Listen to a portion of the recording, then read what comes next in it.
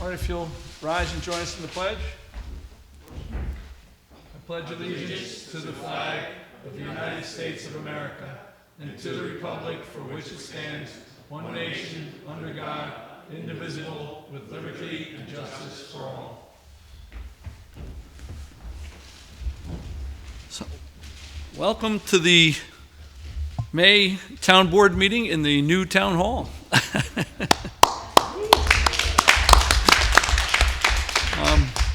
It's nice to be among friends and colleagues in person again. And thanks to some really hard work by this town board, the results, you can see here. Everything old is new again. So we're very proud of the work that we did here to save this building. A lot of people said that we should have abandoned it, tore it down, moved out to the Highlands or something. But this building is a historic building, and people are very attached to it, as am I and this board. So to bring this room back to its, historic state is really an achievement. So we're hoping it's good for another 100 years. But so with that, we'll get the ball rolling. Approval of minutes, monthly town. Oh, what do we got? Oh, geez, what's wrong with me? We're going to have a public hearing on the Stormwater Management Annual Report. Okay, every year, obviously, we review our annual report that runs from March 9th of the year. In this case, it's March 9th, 2020 to March 9th, 2021. This is a multiple storm system, which is called MS4. Pretty much what it does is it consists mainly in the Continental Village area, but it does take into account the roadways going up towards on Route 9, going into Garrison. But we do, our stormwater program is one for the entire town. I want everybody to realize that when we review things, when we fix things, we have highway department working on culverts. That's the entire town. That's not just part of it. And we take every part of this town serious with stormwater. Also on our group is Max Garfinkel, who is our Natural Resource Officer, Wetlands Inspector. Between him and Roberto Muller, who was just stepped down after 3 years as our Climate Smart Coordinator, they worked on performing an inventory regarding our wetlands and so forth, our natural resources in our town. This is a extremely positive added feature, and I hope eventually when the state does review our program that they'll see that that's a tremendous change. Because a lot of times when you're doing a program such as our conservation group or planning board, they're taking a look at a piece of property. It isn't always easy to know how that affects the actual development that's going to occur, including any adjacent nearby, for instance, waterways or wetlands and so forth. So that's important. And highway, by cleaning out our culverts, we've been very fortunate not to have been hit with some major storms. But that doesn't mean we should lower our guard at any time. We should be diligent all year round, every year, to make sure that our culverts are ready to take the maximum if we have storms happen here, because that will clearly minimize the damage that will occur. We also, at this particular time, for public hearings, ask if there's any comments that have come to us from the public, concerns that we would, of course, address as well prior to putting the report actually to the state by the end of this month. So I would just say that, ask that way, the public comment. Anything from the public on the Stormwater Management Annual Report? Okay. Well, Mike, thanks for all your work on that. Thanks to the group. Yeah, and I know the Conservation Board works hard on that. I know that Max Garfinkel works really hard on this. So. Yep. It's a lot to keep track of, and we take it very seriously. So thank you for all the work on that. Thank you. All right. With that, we'll... Somebody make a motion to close. Yeah, could I get a motion to close the public hearing? So moved. Second. All in favor? Aye. And I vote aye. I'm so used to staring at a screen, I'm a little off my game. It may take a while. All right, approval of minutes, monthly town board meeting, April 8th, 2021. So Second. Second. All in favor? Aye. And I vote aye. Committee reports, Conservation Board. Okay, the Conservation Board met on April 13th. We had some repeat applications continuing, 761 Albany Post Road. This again in regards to a pool and so forth. I want to commend the applicant for this, came before us, and I've had this discussions before in these groups that we really can't have a tolerance for allowing pools and garages and so forth that actually violate or encroach into the buffers. The buffers have a serious issue, kind of fits in a way with the previous stormwater discussion, in that they provide a protection for our waterways, our wetlands. So on a couple of our applications, I saw very clearly, and I actually spoke to the chairman and the wetlands inspector, that, you know, I think we should get to a point where we're starting to talk to applicants prior to them coming forward, because then you get in this position where everybody's sitting at the board and having to basically tell them, you can't, this isn't going to be approved. But I will give this applicant a lot of credit because they realized where we're coming from, and they, through site visits from the group and discussions from them, we were able to work issues out where some issues that have come before us. I know people want to keep a lot of housing on this, on maybe a single level. I realize that could affect people that may have trouble climbing and so forth. But sometimes people don't really consider the fact that rather than enter into a wetland buffer area, they should look to raising above, and not encroaching with that extra footprint and so forth. So this is the kinds of discussions we've had with our groups. That was really our main focus. Another particular property which I think is important was the 946 Route 9D Garrison. This was a property that was near Arden Brook. Now, while not in the buffer itself, the pond, which was on the property, obviously has an impact on the brook itself. And then, of course, the questions get asked as well about the biodiversity of an actual pond or system, meaning life in there and so forth. And that's a good thing to raise to the wetlands inspector.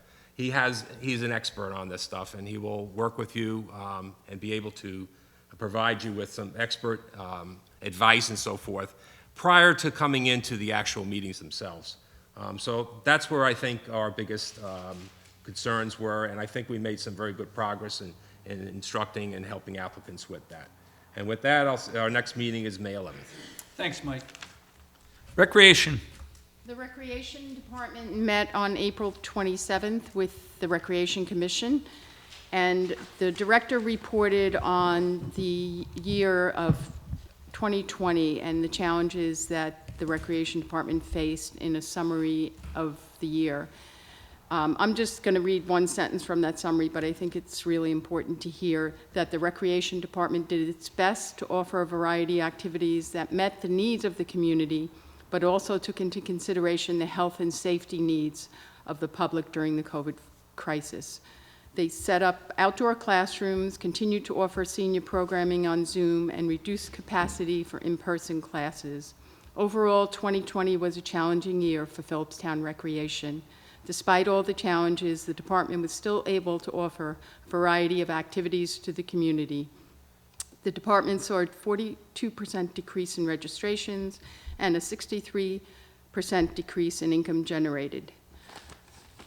The programs for the spring are in place, and soccer and t-ball have already started, and the summer camp registration has already opened up and has full enrollment at 50% capacity. There is a waiting list for summer camp, and there is a possibility that it will open up to fuller capacity once the State Department of Health lifts that 50% figure. The Recreation Department is also planning for the fall's Castle to River Run with the Recreation Commission and the Friends of Philipstown Recreation. And they're excited that this race can be held this year. As you know, last year it had to be canceled.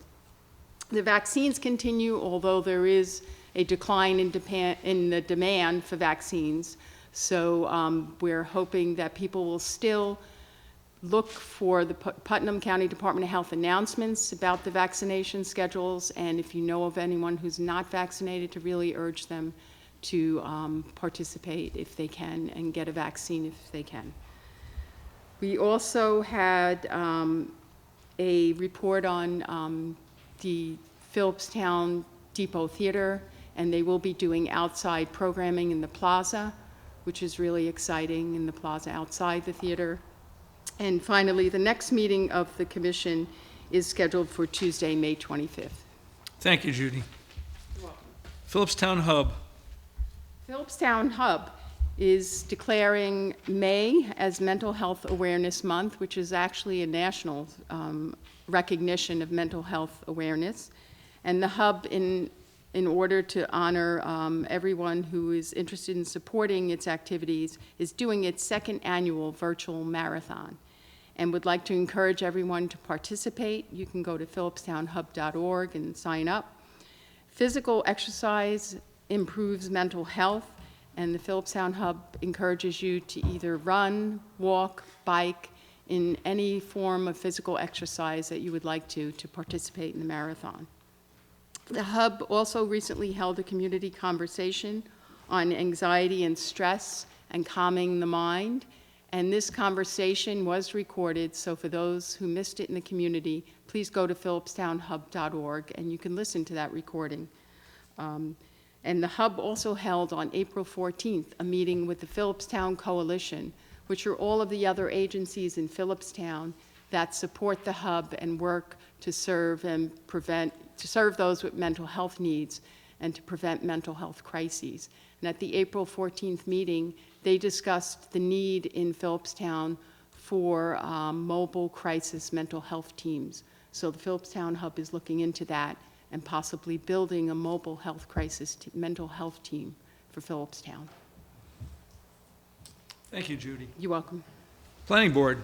Planning Board, well, good evening, everybody. The Planning Board met on April 15th, 7:30 via Zoom. It was a marathon meeting, as they have been the last few months.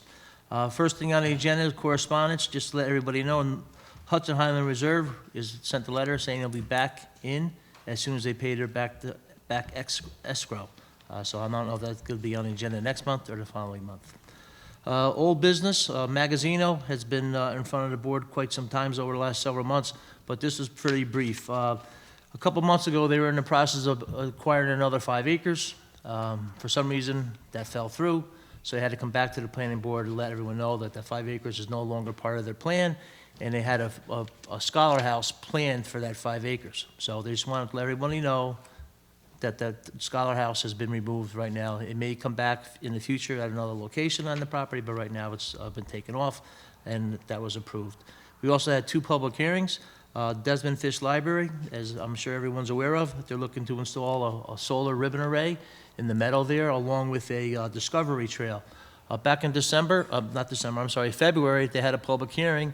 There was very little public hearing comments at that particular time. Only just one person commented, the neighbor, and they just really said that they, all for the project, but just wanted a little area of it to be moved away from the property a little bit, and the applicant was more than happy to do that. But unfortunately, back in February, there's a new rule or regulation that we're supposed to have a sign posted signs outside the buildings or facilities where a public hearing needs to be. So anyway, we had to have another public hearing. So we had a public hearing last month. There was quite a few people who spoke up. Unfortunately, a lot of the people who did speak up weren't really in favor of it. That's a nice meadow over there, everyone knows, and people's concern is, how's it gonna look? We got this beautiful meadow there today, and we're gonna drive by, you're gonna see 105 solar panels there. So there's a lot of concerns about that, how's it gonna look? They wanna see some more landscaping. They'd like to see a mock-up of one of the solar arrays and see how it's actually gonna look into that area. So anyway, there was a lot of people aren't too happy about that right particular time. The public hearing remained open. The applicant is going to address these concerns at next month's meeting. Next on the agenda was Mark Cohen, another public hearing. He's building a single-family house down on 242, 403 Route 9 in Garrison here, 403. He's building a single-family home, everything on one level. The plan that I saw was very nice. The public hearing, there was very few people who did comment, to some neighbors. And their only concern was landscaping as well. And the landscape architect addressed all their concerns, and the public hearing was closed. Next on the agenda was Riverview Industries, Route 9 in Cold Spring. right up there. Kevin Riker, he's got a truck facility up there where he repairs trucks and so forth like that. He's got a property across the street that has many pieces of equipment and trucks parked there right now. So he's right now trying to make things right. And so he went through the Conservation Board, approved the site plan. The applicant has not submitted the New York State DOT as of yet. In the EAF long form, Part 1 was submitted, but not Part 2. So we cannot have a public hearing until that's been completed. 3622 Route 9, up on Route 9, right next to Nicola's, a little bit north of Nicola's restaurant there. The site applicant there is looking to take down 2 buildings and put up 2 very, very large structures. The building in the front of the main structure in the front was originally going to be 195 feet long. He reduced that to 165 feet and also reduced the square footage down to 3,800 square feet, reduced it from like 15,000 down to around 13 something. Anyway, so the applicant still he's not ready for a site, had many site visits so far, but right now have not obtained a traffic study. So once he has a traffic study and submitted that, they'll be ready for a public hearing. The last on the agenda is the Garrison Golf Course, Shakespeare's Festival. This has been in front of us for many months, and it's going to be in front of us for many more months. But to be brief on this, at that particular meeting, they just started reviewing the AEF. So we only went through a very, very small portion of it. They're going to have their own meeting next week, as a matter of fact, May 13th, via Zoom. And the next meeting for the planning board will be May 20th with everything on the agenda. The meeting was adjourned at 10:45. Thank you. All right, thank you, Bob. Zoning. I attended the April 12th meeting of the ZBA via Zoom. There was one public hearing for Gary and Sue Oneshenko, 28 Lake Celeste Drive in Garrison. The applicant looks to legalize an existing non-conforming deck and for a variance for an addition to a pre-existing non-conforming home. The public hearing was held and both variances were approved unanimously. There was a continuation of a review of completeness for Eben Shapiro and Sue Atkins, 420 Indian Brook Road in Garrison. The applicant seeks a variance for a detached garage, that will violate the side yard setback. That application was found complete and scheduled for a public hearing on May 10th. There were 2 new applications for review. First was Jenna Gerard and Jesse Wildick, 28 and 30 Hudson River Lane in Garrison. This application is for a special use permit to combine 2 lots and construct one 4-bedroom home. This application was deemed incomplete due to a lack of detail of the architectural drawings. So there'll be a continuation of that review will happen at the May 10th meeting. The last application for review was for Anthony and Diane Franick, 176 East Mountain Road South in Cold Spring. The application is for a 1,250 square foot garage where the maximum is 1,000. This is a detached garage. This application was found complete and scheduled for public hearing on May 10th. And the zoning board will be meeting here in person on May 10th at 7:30. That's it. Thanks, John. Highway. I have the highway here also. Philipstown Town Board from Carl Frazenda, work performed by the Philipstown Highway Department for the month of April. The highway crews are busy with the seasonal chores of raising basins, replacing pipes, and filling potholes. Grading of the dirt roads has also begun. Crews got an early start with road resurfacing this year. Work on the following roads has been finished. Howland Road, both ends of Avery, the rest of Moffett Road has also been done. There was another incident of dumping onto town property. Dumping furniture onto the roadways, waterways is against the law and punishable with fines.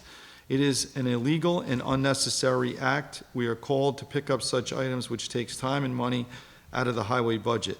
Meetings continue and we are keeping pace with progress for building the new highway garage. We will hopefully begin tearing down the old garage in late June or early July. The highway department received approximately 18 phone calls for the month of April. Approximately $10,500 in vehicle maintenance was spent for the month of April. I'd also like to thank Carl and his crew. I think 18 of those phone calls were from town hall from us for assistance, for moving. Anything we've asked for, he sends a crew down, and they've been so helpful, as is all the staff here as well. But Carl's group has come down way outside their scope of what's normally to be done, and done what they needed to do to help us here. So thank you to Carl and the crew up there. Yeah, it really is a pleasure to have Carl as highway super. He just, whatever we need. They work for us. Yeah, they work for us, and it's not like it used to be. You'll see the highway garage there. That's the next project that we have our sights set on. We did hire a construction management company to handle the bids for us because, as we found out through this process, it gets pretty complicated, and to have somebody who can wade through these bids, attract a broader spectrum of bidders, really is helpful. And the Palumbo group, I got to say, is just a joy to work with. Yeah, quite impressive. Because coming out of this, I have some PTSD. It's just been I would not look forward to going right into another project trying to manage it. But it is really nice, and they have that experience, so it makes a big difference in attracting quality bidders and then having the bids fully ready. So, with building and land acquisition, again, the highway garage will be moving ahead. There's no getting around it. That building has run its course. There's no life left in it, and it's just got to go. It's going on its own, so eventually it'll just come down. We want to head it off before then. We also are very aware of the fact that that building is far from energy efficient, and we really can't, with the way things are, the way the climate is changing, we really can't add to that burden. So we're looking to get a much more energy efficient building, a safer building, a building that functions better, and then ultimately to put solar on the roof of the highway garage. So it'll be an all-around better situation. It'll be a while, probably a year from now, but we have plans. We're heading out to bid in a week or so, and we'll see where those bids come in. Along those lines, I recently had the opportunity to submit for a member line item through Congress. It's the first time in, I believe, 20 years that they've had what are called earmarks, and we submitted, me and myself. It was sort of a rush. We had a 1-week window of opportunity to submit for that earmark. We don't have a grant writer. It was a lot of running around, several trips to the Congressman Maloney's office was extremely helpful, trips to DOT to eliminate some, if we were eligible for certain state funding, we wouldn't be eligible for the earmark. So when it came down to it, it was ascertained that we were not these funds from the state were not available to us, so we were open to receiving the earmark. Then it was filling out the application, supplying all the documentation, getting it all in 1 week period. But since we do have a shovel-ready project, it put us in a good place. We were pleased to find out about 2 weeks later that our earmark has been approved. So that's a big deal, and we submitted for $2 million. So if we're able to get that, now the work starts down in Washington. This is a 2022 funding cycle, and this would be part of the whole infrastructure bill that they're talking about in Washington, which we so desperately need in this country, and is evidenced everywhere in this town. Our highway facility, the way the condition of the roads are, when you look at the bridges, you look at the railroad bridges, there are a lot of things that need to be taken care of. So I am very hopeful that they're able to come to some accommodation down in Washington. It's obvious that we need this infrastructure bill, and it would help us here in this town greatly if we could lighten the load of the expense of the new highway facility. So we're pleased to say that our earmark has been approved, but the funding needs to come. So we're in the queue. If the funding comes, we expect that we will see that money, and then that would be a great relief to all of us. So that's buildings and land acquisition. Cemetery committee. Okay, as we talked before, obviously starting this month, we began our spring work. Our stonemasons. Don't make her come up here. I've seen what happens. Cecile, it wasn't me. This will keep her out. Is this a seal-proof glass, though? It might be bulletproof. She may hurdle. Okay. I'll get that ladder. All right, so as I was saying, we're beginning our May spring work. In the months of May and June, we are going to plan to start to work in the Mountain Avenue Cemetery, which we did in the past. However, we will also be working in the Cedar Street to some degree. When we went through it, we're pretty much working in the spring on a $6,000 budget for this time frame because we need to split the money between the spring, the fall, and then obviously as well, the Habitat takes care of the 4 cemeteries for landscaping, so that comes out of that 18 as well, 1,000 we have for the town. So because we would have spent a lot of time on some larger cemetery stones in Mountain Avenue, it was determined by our group that we should go to Cedar Street and we could get a lot more done for that money. Originally, we were going to continue on Mountain Avenue only, but we have adjusted to decide that we're going to do Cedar Street as well. And I think we're doing a great deal of work.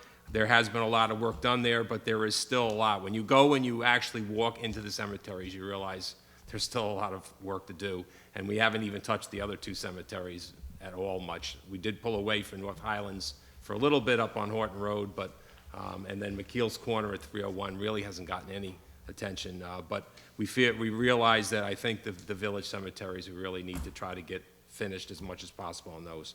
So with the weather staying hopefully good, we hope to do some real progress in the next 2 months there. Thank you. Thank you, Mike. And I really want to commend Mike. I know I say this a lot, but these are tangible results, going back, respecting our history, and getting work done for the people of the town. Those cemeteries have never looked better. They really, They do a good job. yeah, they do. The And stonemasons work very hard. It's hard to get them.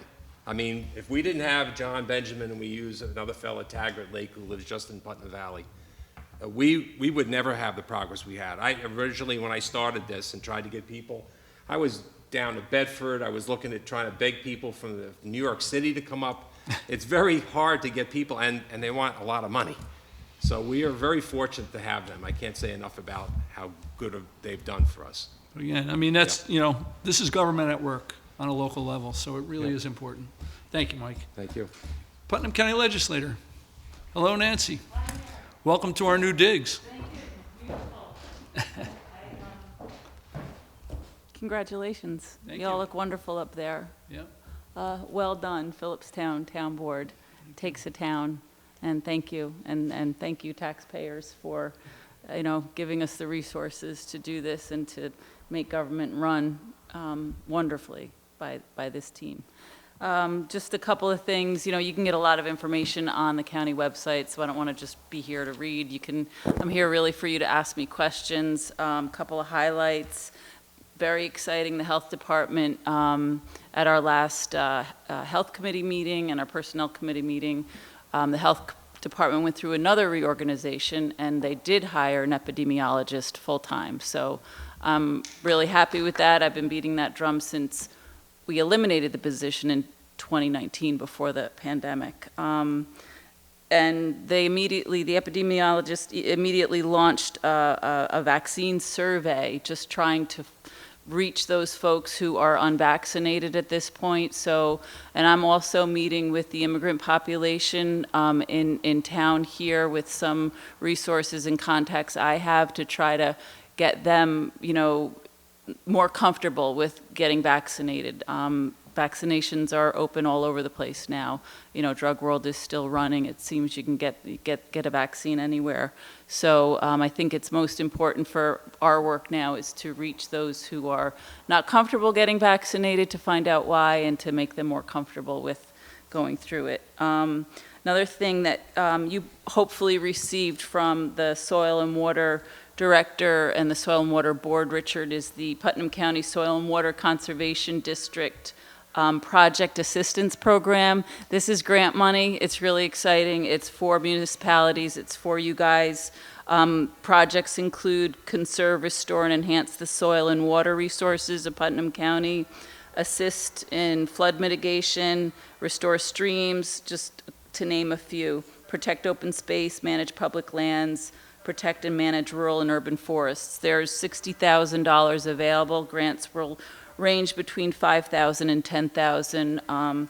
here's a couple of copies. I know Richard has one in his box, so please, if you have a priority on that list, and I know you don't have a grant writer, please let me know what your priority is, and I'll help you work through it, and we'll get it done. June 4th is the deadline. Isn't that fun? Couple of other things. As you know, the Marine unit was defunded last budget season, and at our Protective Service Committee meeting, luckily, the Marine unit was defunded, but the sheriff found a way to staff part of it through his clever budgeting, and he got some of it covered. So we were very fortunate with that. Unfortunately, at the last Protective Service Committee meeting, there was a proposal to dismantle the unit, to sell the equipment, and to just get rid of all the boats. They're using the boats.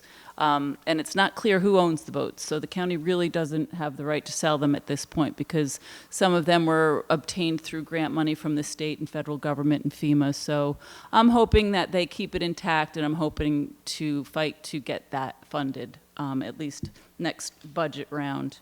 Putnam Arts Council awarded their 12 grants. Putnam County gives them a stipend of $13,000 to distribute across Putnam County for arts organizations.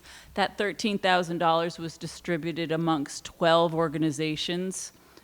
It's wonderful that we're supporting the arts. $13,000 for arts organizations in Putnam County when $6 million or more a year is injected into the Putnam County economy from arts and cultural organizations. So I'm bringing this to their attention. I'm bringing it to your attention. I know we do what we can in funding, supporting the Depot Theater, but across the board, I think we need to do more because it does nothing but support us, support our economy, provide jobs, builds community with people volunteering. So Hudson Valley Shakespeare was the recipient, Manitoga, and Julia Butterfield, L. Butterfield Library was a recipient in our district here. What else can I tell you? I've been meeting with Philipstown Aging at Home organization, just, nothing to report yet, but was lucky to score a meeting with Senator Schumer's office to talk to the executive board of PA, we call it, and we just really want to get a rundown of what the relief bill means for seniors and how we can directly see some of that funding. That's an ongoing conversation that I'm having with them. And just a quick shout out, this week is National Corrections Officers Week, and next week is National Police Officers Week. This is a really hard time for those people who protect us and who serve us. It's a hard time for, people of color and protests. It's an equally as hard time for our officers who are there on the front line during that. So I proposed a couple of resolutions on the county level to recognize that, and I think it's important for us to recognize our sheriff's department and the men and women who serve in our jail too. Thank you. Do you have any questions for me? I tried to go really fast. How'd I do? You did a great job. But thank you. Thanks for your advocacy on behalf of the town. It means a lot. And it means a lot to a lot of different groups, seniors, people with health conditions. And Yeah. thank you. Thank you. All right, on to the agenda. The first item on the agenda is a resolution extending the moratorium on the submission and processing of applications for land use approvals for new land use development on properties located on Upland Drive, Ridge Road, and Cliffside Court within the town of Philipstown for a period of 6 months to December 4th, 2021, and this is a roll call vote. So we've been slowly working on how we're going to limit development on these roads that are just not suitable for any further development. I mean, these roads can't handle the addition of another single-family home. These land use issues are always complicated, so they take time, so we need more time. We're gonna extend this moratorium. I'm in favor of it. I don't know how the board feels about it. I guess we'll find out in a minute. The attorney was not able to get us our recommendations for this because of other emergent work. So Right. that's the reason we did not have a chance to review this previous, so that people should realize that. I have been on getting emails, talking to people daily about this issue that live in these areas, keeping them updated as to what was going on and so forth. So they should let them know that we are not forgetting about it, but there were emergent issues we had to deal with. And there will be changes coming to the zoning in those areas, wholesale changes. So people should get used to that idea. If you're considering buying a property, if it looks like a bargain on those roads, it may not be. So I would really let the buyer beware. So with that, could I get a motion on the resolution extending that moratorium? So moved. And this is a roll call vote. Councilman Van Tassel. I vote aye. Councilman Leonard. Aye. Councilman Flaherty. Aye. Councilwoman Farrell. I vote aye. And I vote aye. Thank you. We will continue to work on that, though. Next on the agenda is a resolution approving the following change order for the Town Hall renovation project in the amount of $4,645.53, and it's for labor and material to install FDC for S&L Plumbing and Heating, and this is nunc-pro-tunc. John, do you want to speak about this? This is basically something that was overlooked by the engineer. There needs to be a fire department connection on the outside of the buildings. It was a last-minute change, and we really had no option. We had to go with it in order to get the sprinkler system functioning, which enabled the alarm system to function, which enabled the elevator to function. So they kind of had us over the barrel. They knew it. I think it's a little pricey. We probably could have got them down, but by the time we worked through all that, delayed all the inspections, it would have cost us more money in the long run. So it is Yeah. what it is, so. Yeah. It is quite a piece of equipment, though, when you look at it. It looks like Quite an apparatus. it could do the Freedom Tower. Yeah. It is a large piece of equipment, Yeah. so. But SNL did have us over a barrel, and we tried to negotiate, but we really had no leverage. They realized it, and they took advantage of that. But we still have some leverage. Yeah, we have leverage over a lot of these guys now, because now the tables have turned after a year. But as John said, we did need that piece of equipment in order. There was a whole domino effect of things that weren't going to happen, and we needed that elevator up and running. So if I could get a motion on that resolution approving the change order for the fire department connection. So moved. Second. Second. All in favor? Aye. And I vote aye. Next is a resolution approving the following change order for the Town Hall renovation project in the amount of $1,323, and it's for the elevator sump pit piping relocation and moving controllers away from the elevator traveler cable for MH Heating and Cooling, and again, this is nunc-pro-tunc. Again, there was some finger pointing in this, this change, because the things that the contractors installed were in the locations they were told to install them. Come to find out, they were blocking part of the travel cable for the elevator, which is this roll of electronics that controls the elevator. So they had to be moved out of the way. We did get help from M&H. They came in. We needed it done right away. They came in and did it. He really did it at cost, so I can't fault him.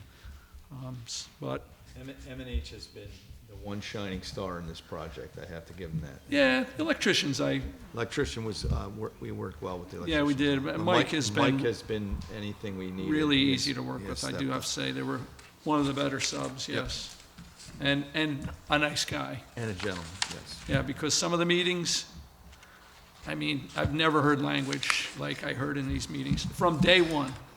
Day one. I mean, we started to dread coming to the site meetings. It wasn't always me with the bad line. No, it wasn't always Johnny. But I mean, the first meeting we ever had, the plumber nearly flipped the table over, cursed the blue streak, and walked out. And that was the first job meeting of a 15-month process. So really, just a pleasant experience overall. We didn't see a lot of him. Yeah, we didn't see a lot of him, but when we did see him, we always learned a few new curse words or phrases, interesting turns of phrase. Yeah. So with that, could I get a motion approving that $1,323 change? So moved. Second. Second. All in favor? Aye. And I vote aye. Thank you. Next is a resolution authorizing Highway Superintendent Carl Frisenda to auction off old equipment with Auctions International. Well, we're hoping we can auction off about $3 million worth of equipment, right? So. Then we won't have anything to put in the new garage. But, yeah, this is a good way of making space up there, realizing some revenue from equipment that we don't use. We do have old equipment that other townships will take and use, or sometimes they just take parts off it because they have the same vehicles. So could I get a motion on that resolution? Second. Second. All in favor? Aye. And I vote aye. Carl, hold out for the highest bidder. Next is a resolution approving the installation of a pollinator garden at the Town Hall, 238 Main Street in Cold Spring. So, I mean, we can approve the installation, but we can't fund it. When the price is, I don't know, I was under the impression that this was going to be a little more affordable. Yeah, I had the same impression too, Rich, when we got the final numbers, it's up there. Yeah, and I know from personal experience, nice. yeah, these things are expensive, but maybe we can do it in phases, or maybe we can budget for it next year, and we could also work on maybe a funding campaign locally, a grant or something, but we really do not have the wherewithal right now to fund a $15,000 garden. I think there were some alternatives proposed, though, that, Yeah. to remove You know, parts of it and do. We it can in talk phases. about it and see how it works out, but again, we just are in no position right now. What's that? Perhaps, yeah. Yeah, and I mean, it is, these are important spaces because they do encourage pollination, encourage the, bees and butterflies that are super pollinators to go around the area and, help the environment. So, I mean, it sounds kind of tree huggy, but it is true. Without bees, there is no pollination, and then we have no flowers and we have no crops. So, No, it's a great idea. Unfortunately, like you said, I think came in a little bit more than we all anticipated, that's all. yep. Wasn't there a square foot price that they said on that meeting? And then, I mean, I was just doing some simple math. I thought it was gonna be much, Yeah, I was thinking in the $2,500 range. I thought somewhere around $4,000 is what I thought. Well, you were always better at math. You sat closer to the blackboard. Maybe you're looking at the $4 a square foot for the plugs, Johnny. That's what Whatever it says was, here. I don't know. Oh, there he goes with the plugs. It always comes down to something. All right, well, I mean, we can approve the installation, but we are currently, to make it clear, not approving any funding. I So- think they volunteered to do the labor, too. They did, yeah, and I mean, look, it's a great idea. We're completely in favor of it, but we simply do not have the money right now. So if someone can raise money or work on that, that would be wonderful. So I think could, maybe we should just table it for now. Well, Well, well, it I'd gives them like, If they permission to can- move ahead. yeah. they may be able to, they're pretty resourceful. Yeah, I they would are. like to see them They are, have that and ability. yeah, if it's at all possible, even to do a Yeah. section, we could talk about, Yeah. funding a section, and, look, I'm hell-bent on giving away my entire salary, so I'll contribute my next paycheck to the pollinator garden. You heard it live here. That'll buy one little clay pot. Yeah, right. You go over to Food Town and get one of those little things of marigolds to put in front of the building. There goes my paycheck. It'll be cracked, but don't worry about it. Yeah. All right, could I get a motion on the resolution authorizing the installation of the pollinator garden? So moved. Second. Second. All in favor? I vote aye. All kidding aside, it is a great idea. I'm doing it in my front yard, by the way, but, They did a beautiful job at the rec center, I forgot to They mention. did, yeah. with the pollinator. so, well, we'll kickstart the campaign with my next check. Boom, there you go. All right. Next item on the agenda is a resolution approving the application to Hudson River Valley Greenway for a grant under the Greenway Conservancy Trail Grant Program, and this is a roll call vote. Okay, this is something we're happy to do. We've had luck in the past with these grants, so it's a great opportunity to get a project completed. And we've had several of these grants from the Greenway Conservancy. So with that, could I get a motion on a resolution approving the application to Hudson River Greenway? So moved. This will be roll call. Councilwoman Farrell. I vote aye. Councilman Flaherty. Aye. Councilman Leonard. Aye. Councilman Van Tassel. Aye. And I vote aye. Thank you. Good luck to us. Next is a resolution approving the film permit for Gale and Rice, Inc., project named Audi e-tron GT Drive, event to take place May 10th through 13th, 2021. Do you know where this is taking place? I'm sorry, yeah, I left that out. It's down in Garrison, 40 High Ridge Road. He usually, it's a hot property. Yeah. Film permits happen often there. So it's the 10th, 11th, 12th, and 13th? Yes, 10th through 13th. So these are 4 days of 4 separate permits? I'd have to check with Ann about that. I'm not Yeah, sure. because generally Yeah, I we would charge say by so, the, per by the shoot, day yeah. because the inconvenience and the fact that the police often have to be there. Yep. So let's make sure of that. Okay. All right, thank you. With that, could I get a motion approving the resolution for a film permit? So moved. Second. Second. All in favor? Aye. And I vote aye. Let's make that issuance contingent on them understanding it's a 4-day permit with 4 fees. It's 4 separate permits. Yes? Yep. All right. Next is a resolution approving the Philipstown Volunteer Ambulance Corps 2019 sponsor approval form for the length of service award program. John, any comments on this? This one's, No, this is the one we've been waiting for, actually. It was due a long time ago. They were under the gun a little bit, but they did get it to Sue. So we do have it. We're approving the 2020. We should be approving the 2020. I haven't gotten 2020 from them yet. Right, but Garrison's 2020 Garrison's is next. 2020 is in here, yes. Yes, so- Yeah, PVAC is They're is working on behind. it. I yes. give them credit. It's a volunteer board, Yeah. volunteer group. It's a lot to keep It's a lot of track of. paperwork. So. Yep. All right, could I get a motion approving the PVAC LoSAP? So move. Second. All in favor? Aye. And I vote aye. Next is a resolution authorizing Supervisor Shea to sign the Garrison Volunteer Ambulance Corps 2020 sponsor authorization form for the length of service award program. All right, same thing for Garrison. That'll be for 2020, which is the one we would like to see filed. So, any other comments on Garrison? I mean, I think the guys are doing a good job. I do know that we're going to have a discussion with them about the funding of a new ambulance for down there, so. Not something we're able to do mid-year, but I've been talking to Sue about some options. At any rate, could I get a motion on that resolution of approving the GVAC LoSAP? So moved. Second. Second. All in favor? Aye. And I vote aye. Next is a resolution awarding the bid for abatement of the existing Highway Department building to United Safety LLC in the amount of $33,900. Okay, this is the first step in removing the existing highway garage, something we have to do. We had a hazardous materials survey done. They did find some things in there what they call hot, and we're going to have those hazardous materials removed and abated. This went out to bid, as I said earlier, assisted by, you guys are awful jumpy.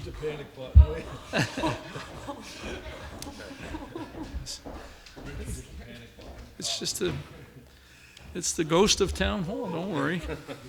They're back. He was looking for an adjournment.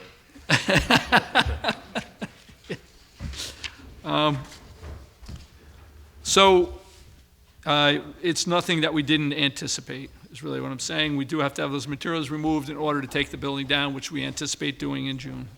With that, could I get a motion on that resolution? Second. All in favor? Aye. And I vote aye, thank you.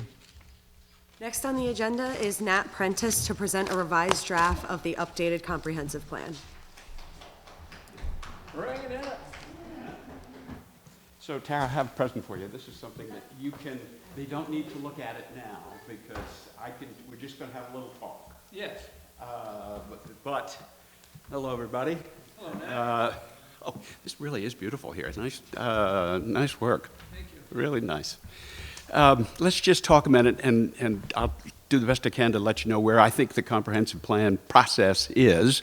But this is the night that we kind of turn it over to you, because the committee has now done what's called for by the law, and I'll just try to just go back over that. You remember we met in January, we had a workshop to discuss the first submission of the comprehensive plan, which was made in December.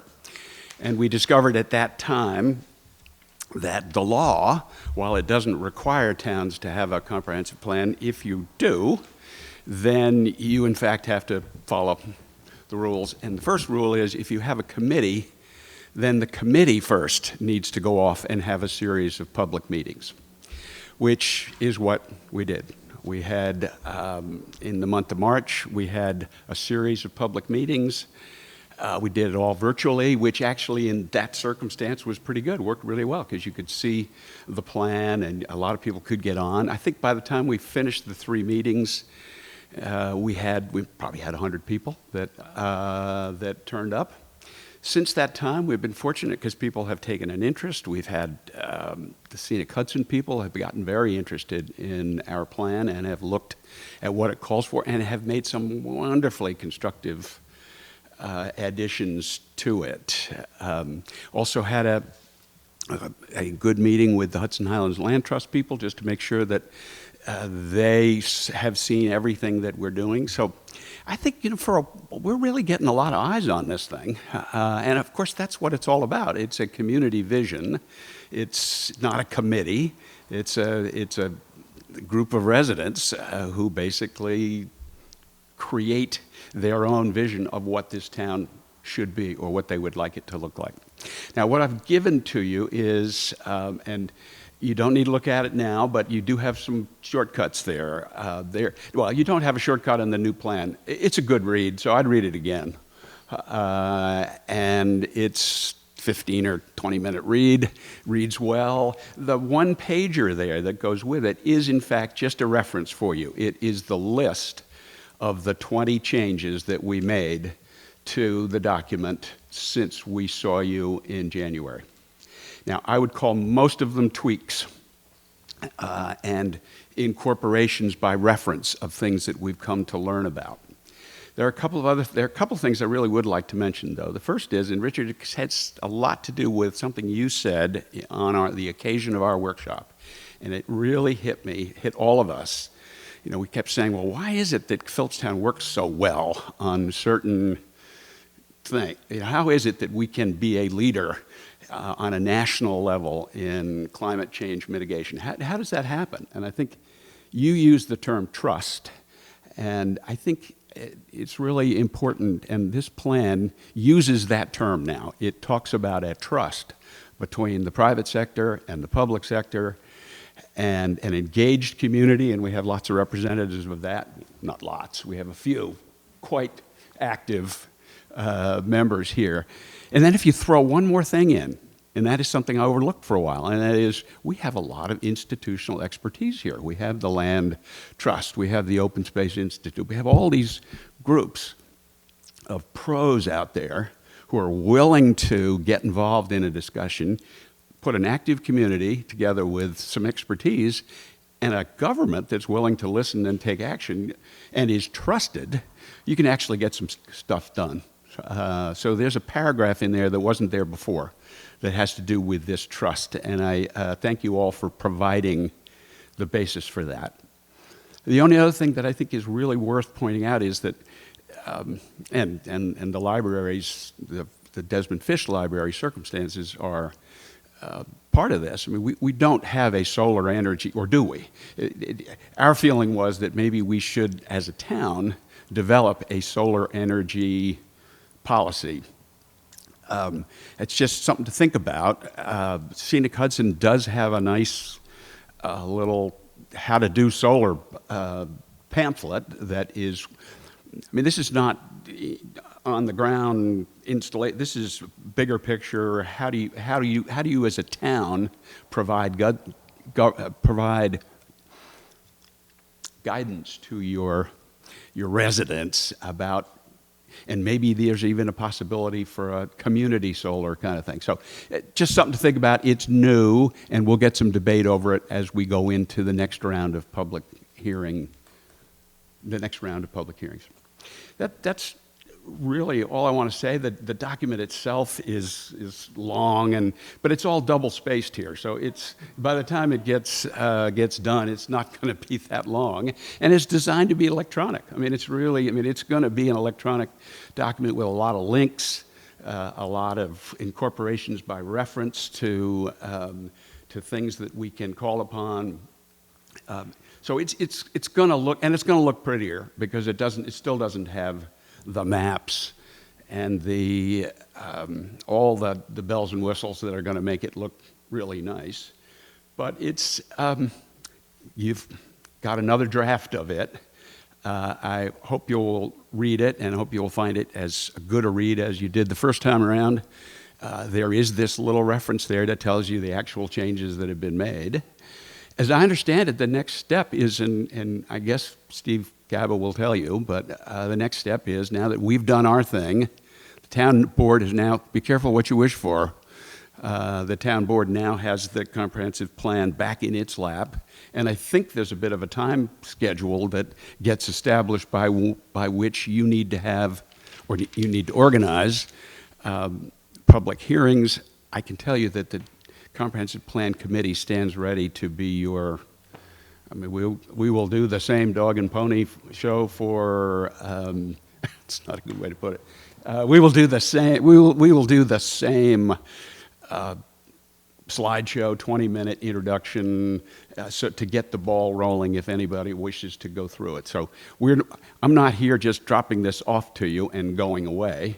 We're here, and we want to help you get this process done, but you're the host now, and we need to just take your orders. I do need to introduce Greg. Well, you probably know Greg McCarvo, who's sitting over there, is a new member of our committee since this new round of community engagement. And this is the nice part, because I hope we'll have an ongoing comprehensive plan committee that is not just called upon every 15 years to do something, but is available the whole time, because I think the keynote of this plan is this notion of annual review, that every year we're sort of as a mandate, although this is, of course, is not the law, but in the plan it calls for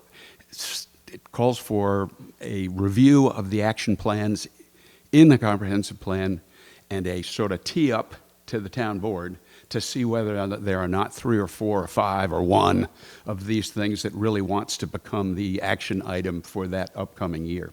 So it's a dynamic process. It's a living document. If somebody didn't get anything in it this time around, there's an opportunity to get it in next year. We don't have to wait 15 years to do it. So, any question about the process? Again, I'm not the expert, but we're willing to help. Well, first and foremost, thank you. Thank you very much. I don't know if the public knows how much work this document actually represents. It's a substantial undertaking. The last time this was done was in 2000, so we had the 2020 comprehensive plan. Yeah, no, I think we're going to have to change this. We're going to have a new logo. It needs to say 2030 on it. Right. Because this, when adopted, this plan is hopefully going to give us the kind of guidance that we can use for 10 years. Yes. Yeah, and it becomes a substantial part of the planning process for where we want to guide the town, to go along with the Conservation Board, the Planning Board, the Zoning Board. This document is a reference item where all these decisions can be made in reference to the comprehensive plan. It should be, because this does represent the will of the community. And once we're done with public hearings, I imagine there'll be some tweaks, but I wouldn't anticipate any major reform to this document since you've spent so long working on it. And it has, I'll just repeat, it's had a lot of eyes on it. Yeah. So by the time we get the next round of we'll learn something. Of course we do every time. Yeah. And somebody says, gosh, well, what about this? And, we've added a few things that we didn't have around. You'll see the list. Right. And that'll go on, that process. But it's well along its way, and I think it will be useful. Well, I don't say this jokingly, but I do look forward to reading it. I mean, as you say, it is an easy read. And it's interesting because it applies directly to our town. So, Yeah. Unlike the zoning code, it's a comfortable read. yeah, much more attainable. This has been a resource for me. I've said this, it's been a resource for me since I got on the town board, the old plan. And the fact you were on that committee as well. Yeah. And you're still on it 20 years later.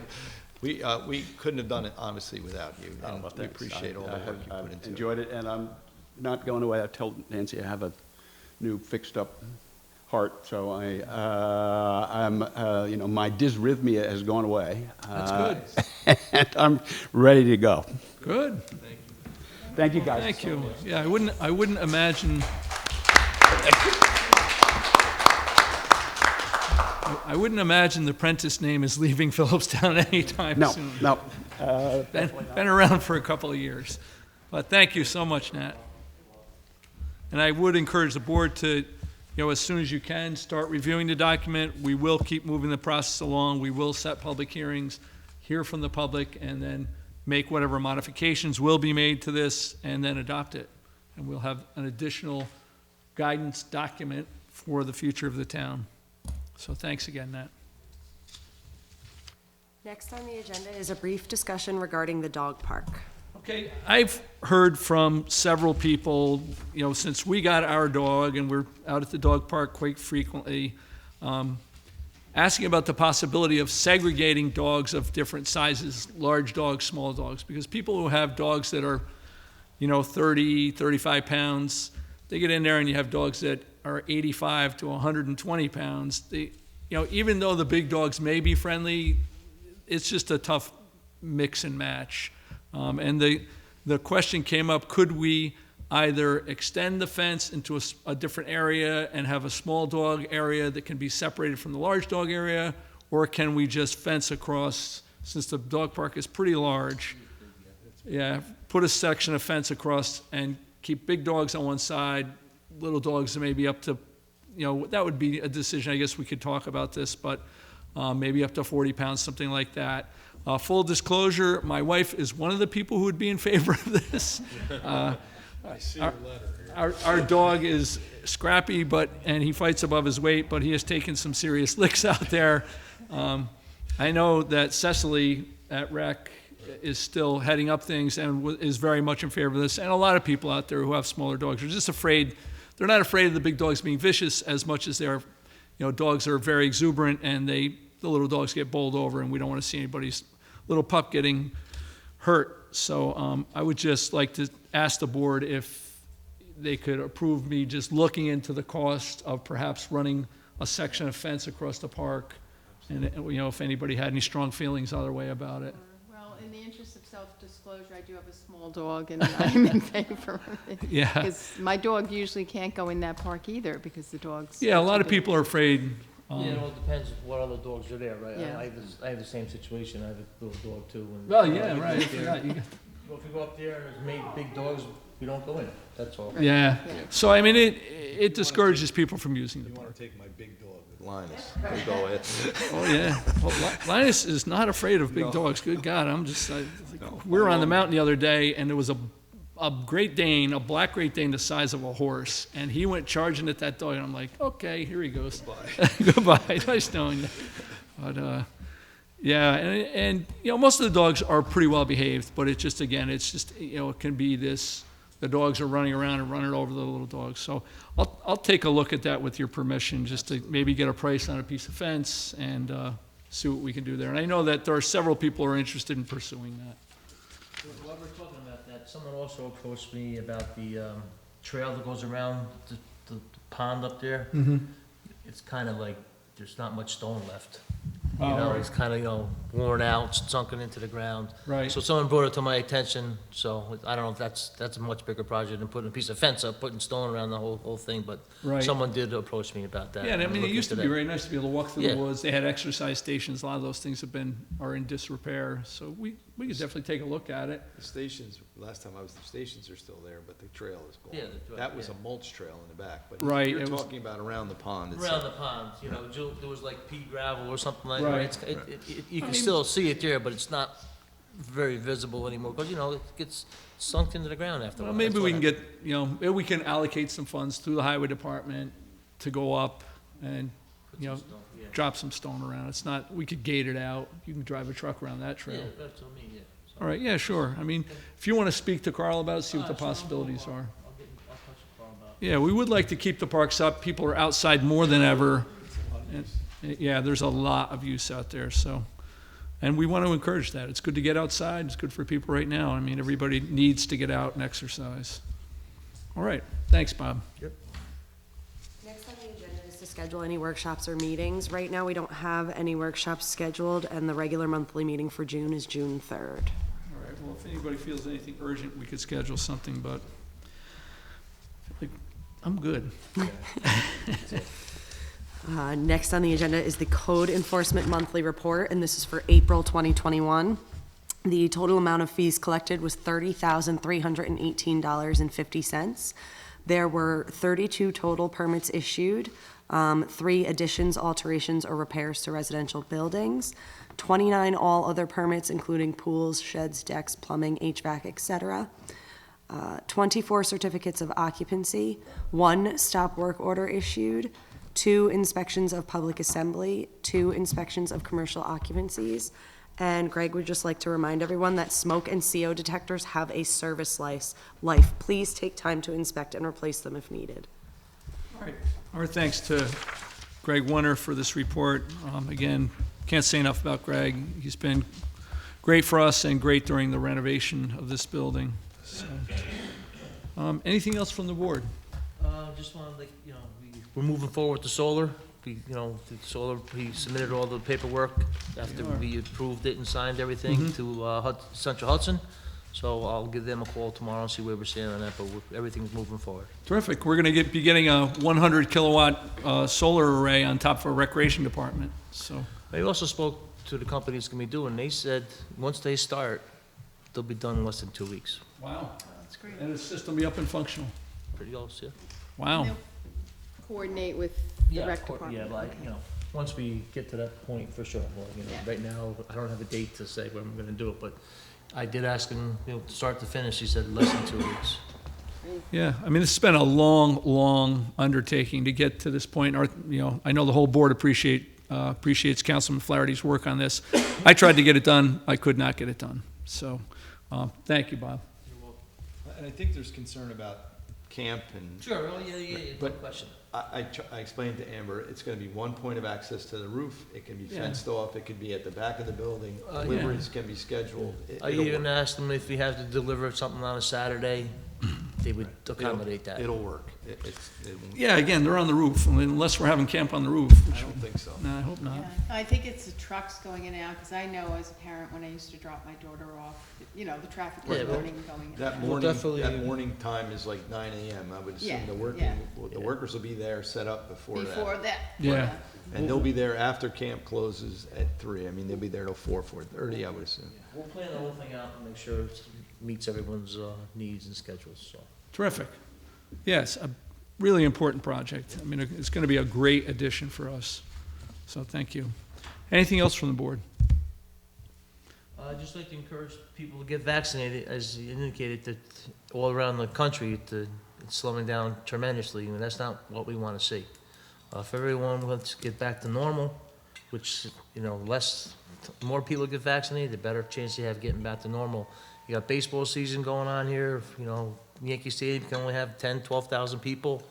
People want to get married, different events, so I really encourage everybody to get vaccinated. A lot of times it's really, you just gotta talk to people. 2 dear friends of mine who I assumed were completely vaccinated told me, no, I'm not getting that out. And I spoke to them at length, and it just takes some encouraging, it is safe, and I mean, you might get sick for a little while. There might be a few hours where you feel bad, but it's worth it in the long run. So you talk to people that have not been vaccinated and encouraging them to get it done and get us back to a normal routine. It Yeah. feels great to be here. Yeah. I mean, Yeah, it's this just. whole board is vaccinated, fully vaccinated. Fully vaccinated. We wouldn't be sitting here without masks on if we weren't. That's correct. But if you juxtapose that with the the tragedies that have taken place not only in this country, this state, this town, worldwide, and look at what's going on in India, the horrors that people are experiencing. A couple hours of feeling maybe like you're getting a cold when you're actually not is not a lot to ask of people. It is extremely safe and proven extremely effective. So I think it's really is a duty as a citizen of the United States to, as you're a member of the society, and society functions as a whole. And without everyone working toward that goal, we're not going to get to what they're calling herd immunity or get over the hump of, beating this thing back, because we need people to get vaccinated. But I'm glad you brought that up, Bob. One final thing, I would be remiss if I didn't thank Susan English for, she and I spent many hours up here doing color samples on the walls and on the trim, and this color was the result of our collaboration. So Susan English really has a wealth of knowledge regarding color and was able to narrow things down. So I just think the color in this room was spectacular. So thank you to Susan English. And there's so many other people who volunteered time. Kathleen Foley with the color on the exterior of the building, the color scheme. It makes a big difference because I'm not a decorator. Got a lot of compliments on outside and inside. Yeah, it just looks terrific. It really is gratifying to walk in this building and see it now, and to drive by and just think, wow, what a transformation. And to be able to pass this on in such good shape, it makes all of us feel wonderful. So thank you. Anything from the audience? Yes, Greg.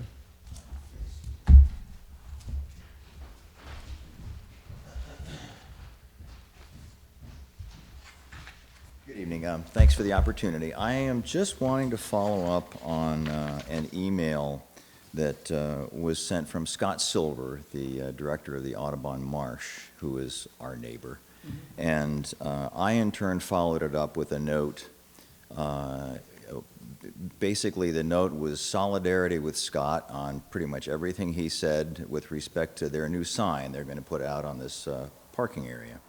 And the gist of his comments were to the effect that it would be more effective the farther out it can go, simply because if it's back from where the parking area is, people get drawn into when you see a sign, you get kind of drawn into to look at it, and cars end up coming into that open area apron there. And we've seen, it's been our experience as residents there, when one car comes in and stops in the high season, especially in the summer and a weekend, it isn't but 30 seconds or a minute or two, and there's another one right behind it. And then they start queuing up, and they can't back out, and it kind of becomes a traffic jam. So the sign, the farther out the sign is, the easier it's going to be for people to literally drive by, see the sign, and it's going to point out, thankfully, finally, where to park.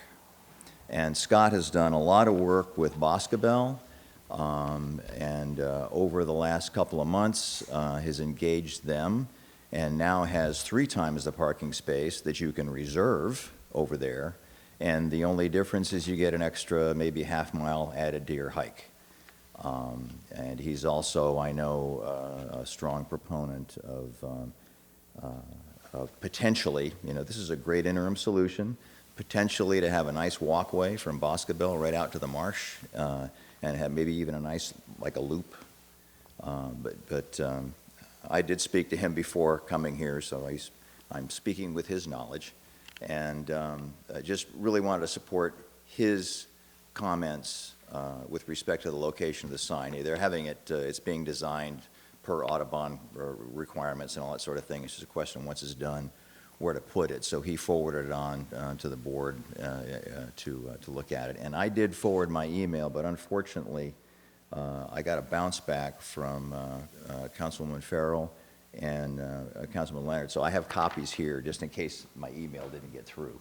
Yeah, Bob, I know you've been doing some work on this, so if you want to follow up. Sure, no problem with that. Yeah, I think we should be able to put the sign out as far as you possibly can to where the wood, the border's up. Yeah. Put it right up as far as that you can go. Yeah, we're not going to have any reservations about it going on our fence or anything like that. That was Scott's concern, which is why he asked. Yeah, I would say put it up as close as you can, right behind that, where the posts are. Right. Put it right there.